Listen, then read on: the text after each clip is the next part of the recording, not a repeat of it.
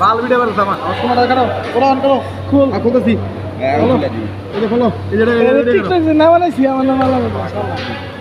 পাগল সুদা বাল ভিডিও করছ ভিডিওটা কোন আগা যা কোন আগা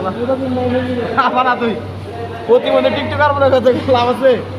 আজকে 20 মিনিট আগে গেলে কি হবে গোয়া বাজবে প্রত্যেকদিন তো লেট হয়ে যায় যা আমার ক্লিয়ার আছে মেল নাম করে তাওয়ালা চলে চলে আগলা নিচে না তো